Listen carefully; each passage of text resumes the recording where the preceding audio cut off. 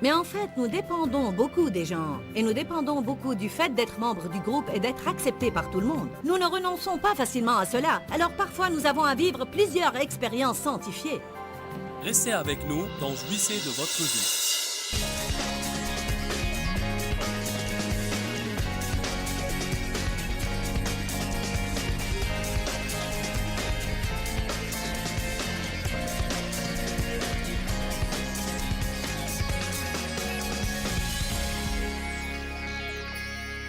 Au départ, quand les gens viennent au Seigneur, ou avant de venir au Seigneur, les gens ont les cœurs endurcis. Ceux qui ont les cœurs endurcis souffrent vraiment de problèmes. Premièrement, celui qui a le cœur endurci a du mal à pardonner. Demain, nous allons parler davantage du cœur endurci et comment ce cœur s'attendrit. Mais aujourd'hui, je vais vous parler de la boîte à outils de Dieu. Dieu a une boîte à outils. Vous dites, qu'est-ce que tu dis, Joyce? Quelle sorte d'outils Dieu utilise-t-il pour nous changer? Pour briser nos cœurs endurcis? Pour nous rendre humbles? La Bible dit que David était un homme qui avait un cœur pour Dieu. Il avait un cœur pour Dieu et il obéissait à ses commandements. Et pourtant, à un certain moment de sa vie, il était imbu de lui-même et il a décidé de faire ce qu'il voulait, plutôt que de faire ce que Dieu voulait qu'il fasse, et il a commis un péché terrible. Et il a vécu dans la condamnation de ce péché pour une année avant de se repentir. Nous étions en train de lire le psaume 51, 16-17, pas besoin d'ouvrir vos livres. David a dit, « Si tu désirais un sacrifice, je t'en aurais offert, mais le seul sacrifice qui te convienne, c'est un esprit brisé et contrit. » Alors nous devons avoir ce genre de cœur brisé et contrit. Il a dit, un cœur qui est complètement et humblement brisé à cause de ses péchés et qui est tout à fait repentant et non pas désolé pour avoir été pris sur le fait, mais qui est repentant pour avoir attristé Dieu par ses actes et attitudes. Allez maintenant au psaume 119.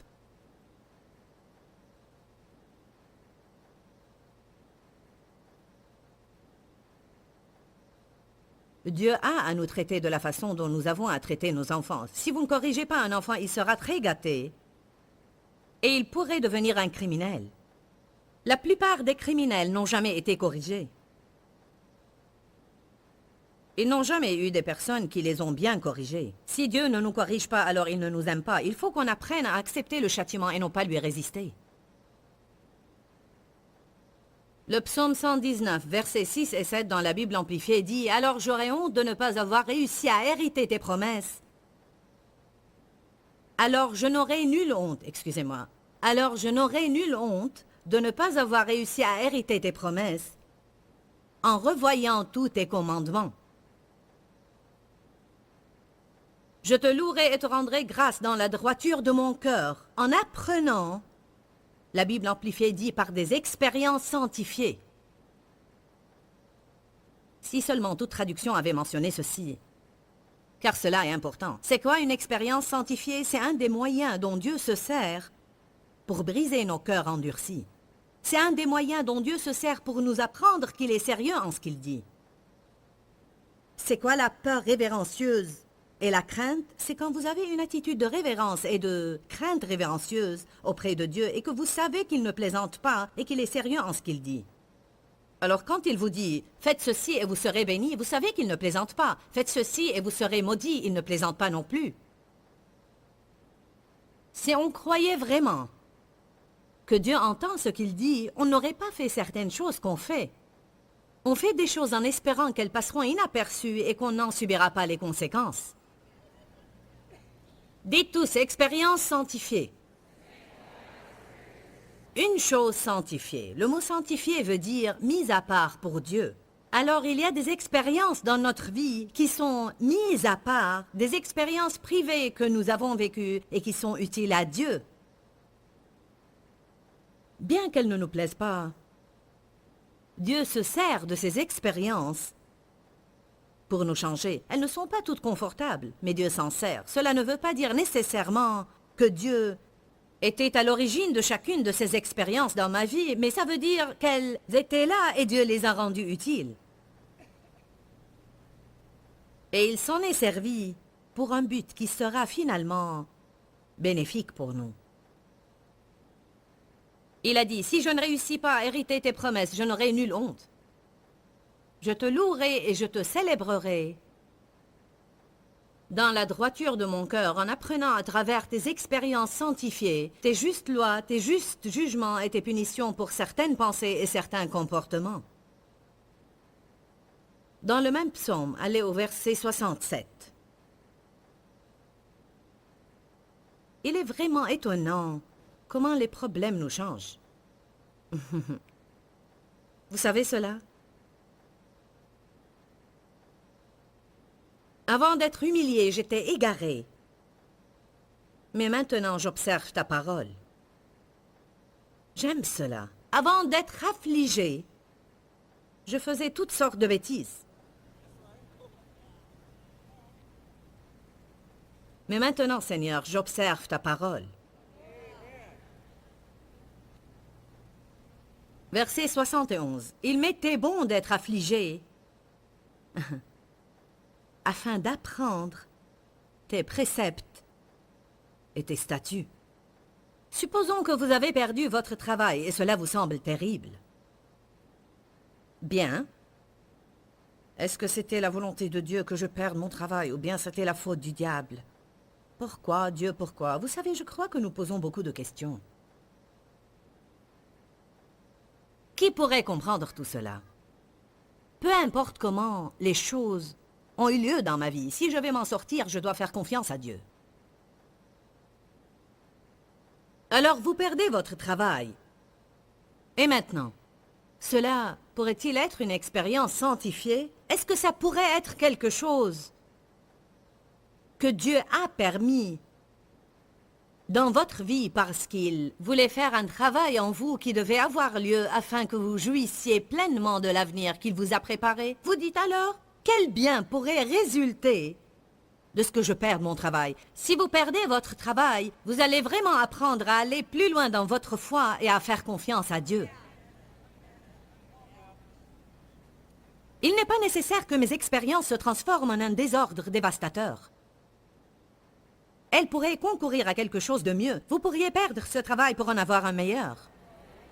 Peut-être Dieu était en train de vous confronter pour que vous fassiez autre chose, mais vous aviez un esprit de lâcheté en vous. Vous n'auriez jamais fait un pas de foi, et vous étiez en train de prier pour que Dieu vous donne un meilleur revenu, mais vous n'avez pas fait un pas de foi pour changer de direction. Parfois, Dieu doit couper l'herbe sous nos pieds pour nous inciter à faire un pas. Allez. En fait, peut-être, il vous est arrivé d'être blessé par des personnes que vous aimiez et à qui vous faisiez confiance. En effet, cela m'est arrivé il y a 17 ans à peu près. Et c'était une des plus grandes blessures que j'ai jamais ressenties parce qu'elle venait d'un groupe de chrétiens. Elle venait d'un groupe de personnes duquel j'étais proche pour longtemps. Et je n'aurais jamais pensé qu'ils pourraient faire ce qu'ils ont fait. Je n'aurais jamais pensé à cela. Et j'ai pensé que c'était la plus terrible des choses. Comment Dieu l'avait-il permis? Pourquoi, Seigneur, pourquoi? Je souffre beaucoup, Seigneur, je ne comprends pas cela. C'est le diable qui essaye de me détruire. Oui, le diable pouvait s'en servir pour me détruire, mais Dieu avait l'intention de faire autre chose. En effet, je reviens sur le passé et je dis que c'était une expérience sanctifiée dans ma vie. C'était quelque chose que Dieu a utilisé. Je vais m'en servir pour changer cette dame. Vous dites, mais en quoi cela t'a-t-il servi? Bien, j'ai appris à ne pas dépendre exagérément des gens.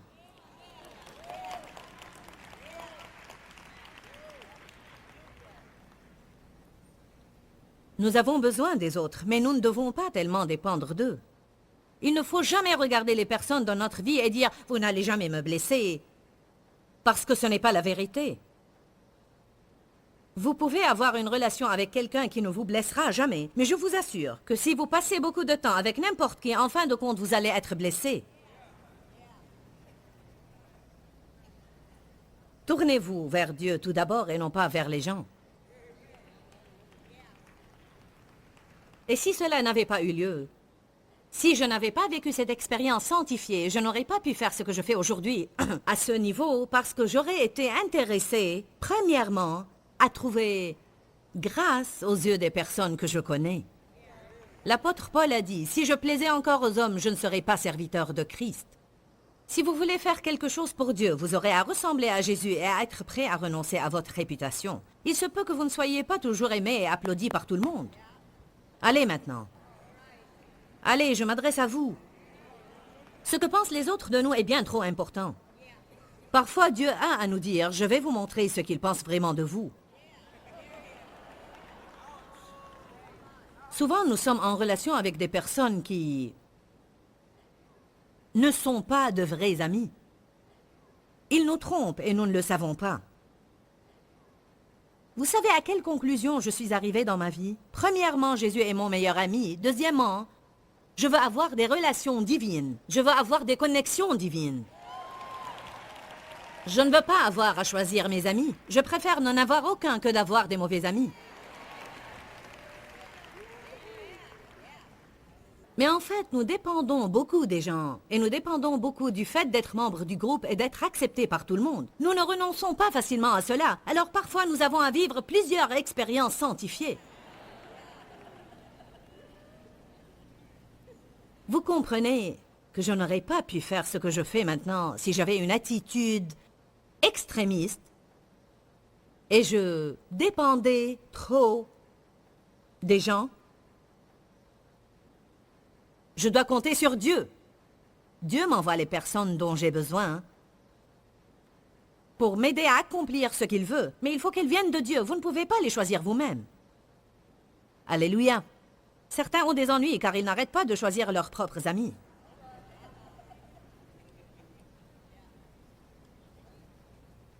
Les expériences sanctifiées sont un des outils dans la boîte à outils de Dieu. Ce sont des choses spécialement conçues par Dieu qui nous transforment en la personne que Dieu veut que nous soyons.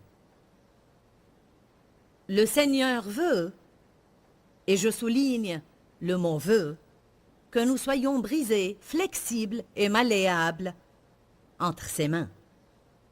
Dieu veut que nous soyons facilement maniables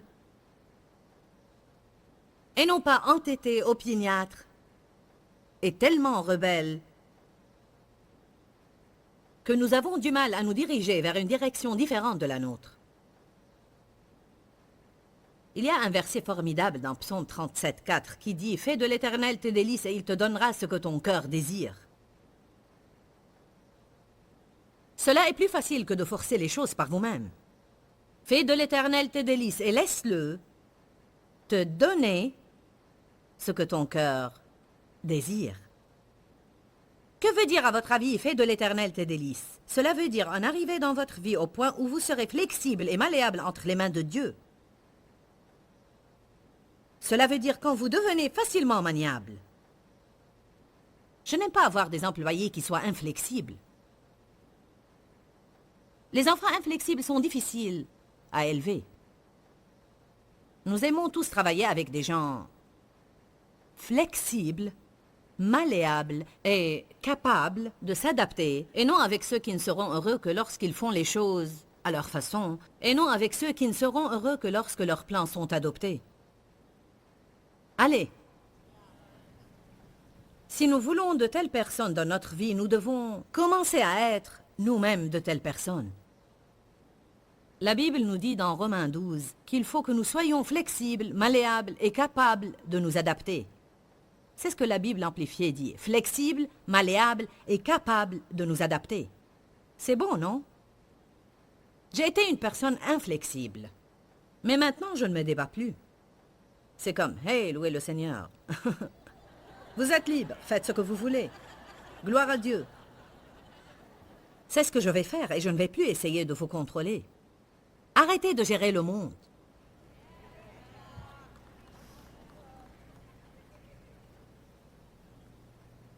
Flexible et malléable entre les mains de Dieu. Quand nous devenons flexibles, il nous donnera ce que nos cœurs désirent. Même les petites choses que votre cœur désire et que vous avez oubliées que vous les vouliez, Dieu ne les oublie pas. Quand vous devenez le genre de personnes qui aiment le Seigneur, qui ont le cœur entier envers l'Éternel, Et vous coopérez toujours avec le Saint-Esprit pour avoir le cœur brisé devant Dieu. Qu'est-ce que j'entends par cela? Quand vous restez dans une position où vous n'êtes ni orgueilleux, ni hautain, ni entêté, ni opiniâtre. Je veux dire, Dieu déploiera tous ses efforts pour vous donner tout ce que vous désirez. Parce que Dieu veut bénir ses enfants. Il ne veut pas donner toutes ses bénédictions aux pécheurs.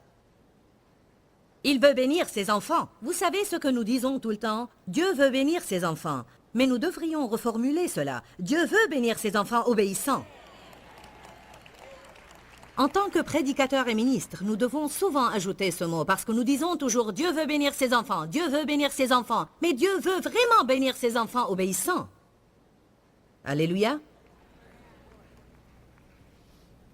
L'obéissance est le secret de la force, de la bénédiction et de la paix. L'obéissance, rapide et extrême. Amen. Des expériences sanctifiées. Des expériences qui concourraient à notre bien à la longue. Des expériences qui briseraient notre orgueil et l'entêtement de notre cœur. Des choses qui sont difficiles à affronter et qui nous rendent tellement impuissants que nous demanderons l'aide de Dieu. Des choses qui se passent dans notre vie et qui sont vraiment difficiles. C'est vraiment trop pour moi. Très bien. Il est temps que vous affrontiez quelque chose que vous ne pouvez pas...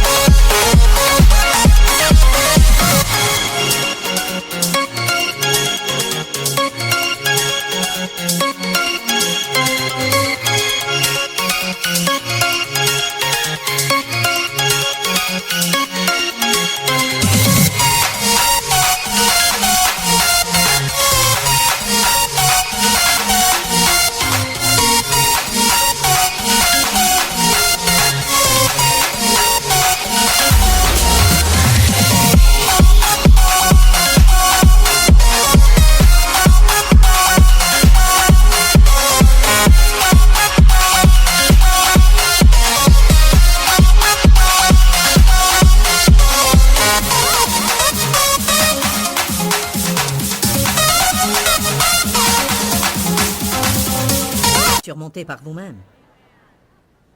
Seigneur, c'est plus que je ne peux supporter. Et il fait...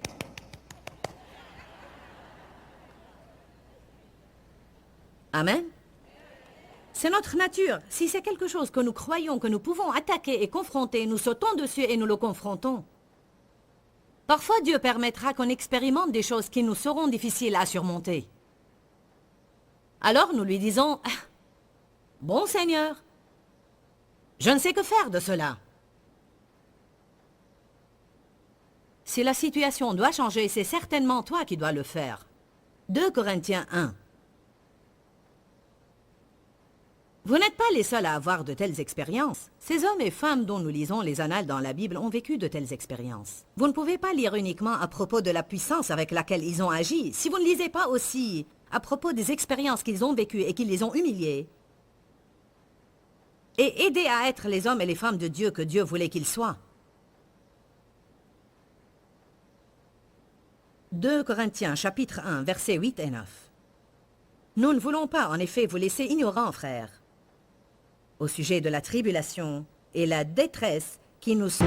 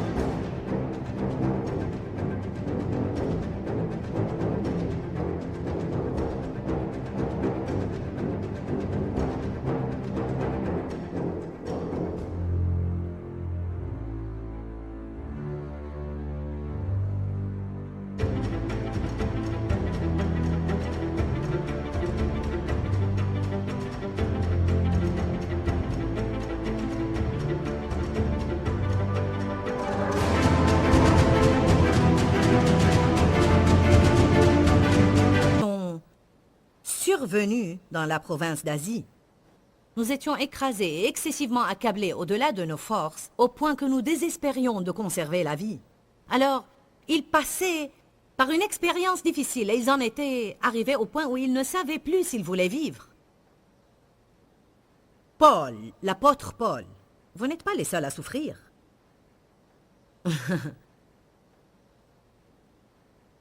En effet, nous avons porté et accepté en nous-mêmes notre condamnation à mort. Faites attention, mais cela nous a appris à ne pas mettre notre confiance en nous-mêmes, mais de la placer en Dieu qui ressuscite les morts. Je ne peux pas vous dire combien ces versets m'ont aidé il y a quelques années quand je passais par ces expériences sanctifiées, mais personne ne m'a dit qu'elles étaient sanctifiées.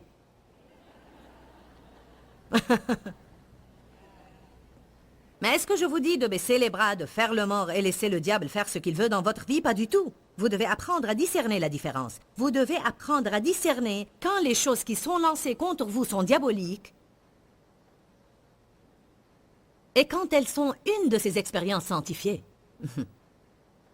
L'apôtre Paul a dit dans Actes 20, 24, « Aucune de ces choses ne m'effraie. » J'aime cela, ces choses. Ma vie, en réalité, m'importe peu. Mon but, c'est d'aller jusqu'au bout de ma course avec joie. J'aime ce verset. Aucune de ces choses ne m'effraie.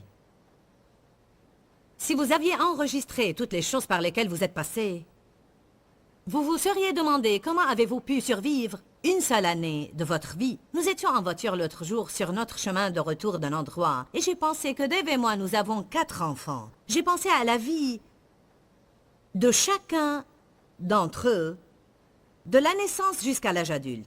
Et j'ai pensé aussi à toutes les expériences que j'ai vécues avec chacun d'entre eux. Et certaines de ces expériences étaient très difficiles.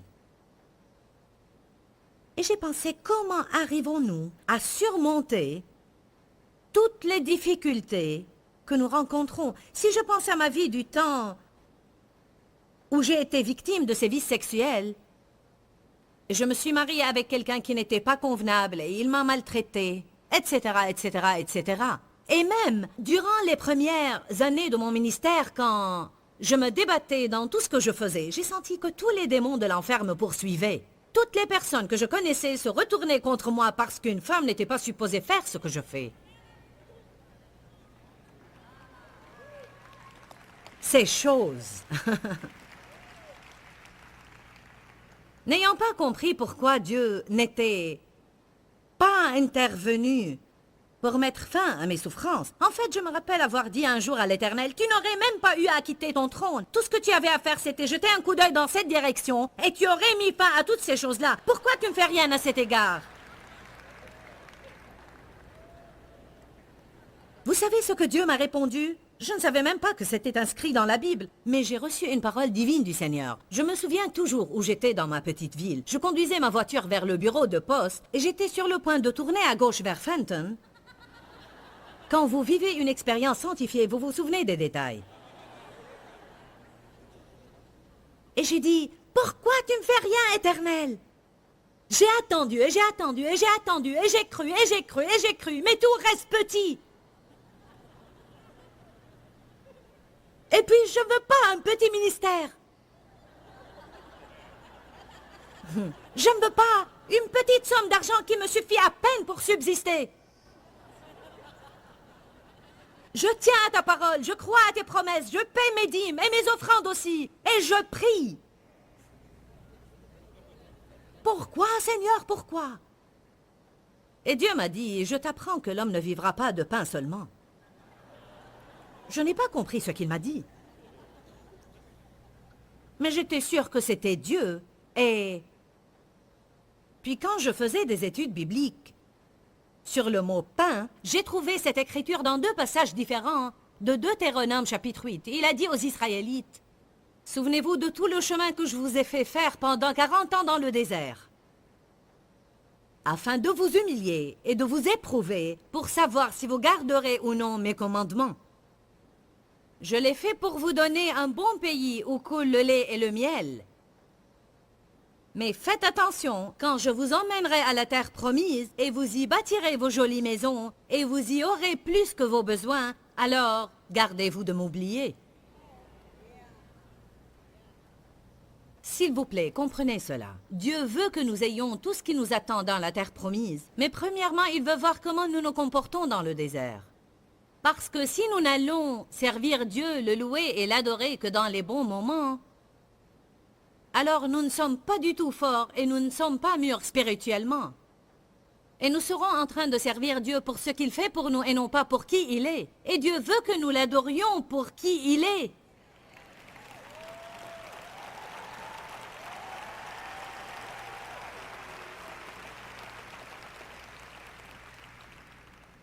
Je n'ai pas su que ces choses sont en train de m'aider à ne pas compter sur moi-même. Je ne savais pas que ces choses m'incitaient à compter sur Dieu.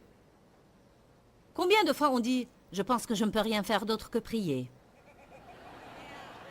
N'est-ce pas une constatation stupide? Cela devrait être la première chose que nous faisons et pourtant nous essayons de tout faire et à la fin nous disons « Je ne peux rien faire que prier », comme si c'était le dernier effort, je vais prier. Oui, en réalité, je ne peux rien faire. Voyons ce que Dieu peut faire.